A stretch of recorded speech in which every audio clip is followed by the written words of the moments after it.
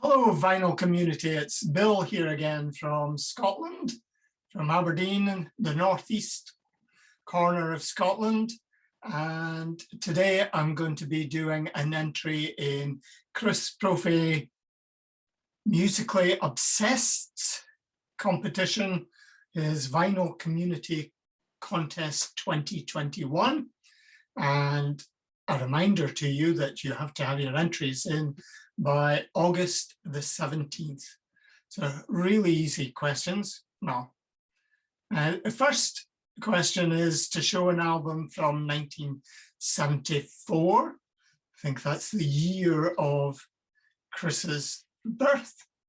And I'm going to show the Average White Band, and they're a band with members from Dundee. Dundee's just further south, again on the east coast of Scotland. But yeah, really great album, sort of blue-eyed soul, and the Average White Band. And the big hits they had were Pick Up the Pieces and also You Got It, I think. And yeah, a very interesting logo. And yes, very nice inner sleeve as well. So that is from 1974. And then we had to show an album from 1988.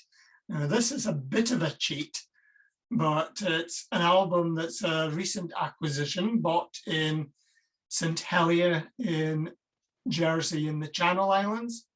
And this was issued in 1988, but it features music from the 60s and the British blues rock period. And you can spot there's a young lady here called Christine Perfect, and she went on to be part of the mega band Fleetwood Mac, and Stan Webb's one of the key members, but we've got Andy Sylvester and Dave Bidwell.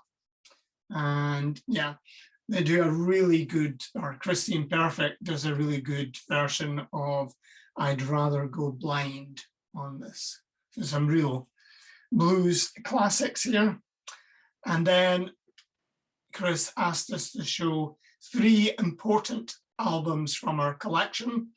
So Chris wanted to show us an album from 1988 because that was the year that he was 14.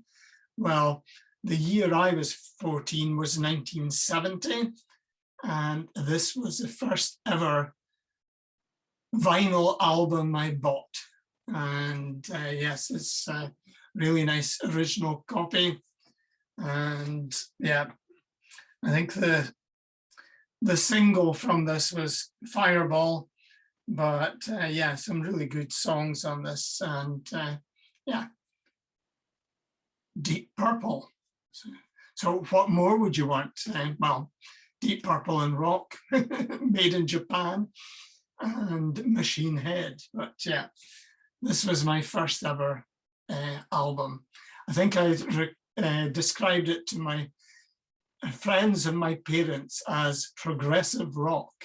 I'm not sure if it really was. It's great hard rock. But there we go. Then next up, speaking about hard rock, this is Meaty Beaty Big and Bouncy. And this is a very important album to me because it's the first Who album I ever got, and led me to a sort of lifetime's obsession with the Who. Been lucky enough to see them a couple of times, once with Keith Moon and once with Kenny Jones. And then my third significant album is a nice original pressing of the White Stripes Elephant. And I'm obsessed with anything related to Jack White. But yeah, Seven Nation Army, what an anthem. Yeah, great.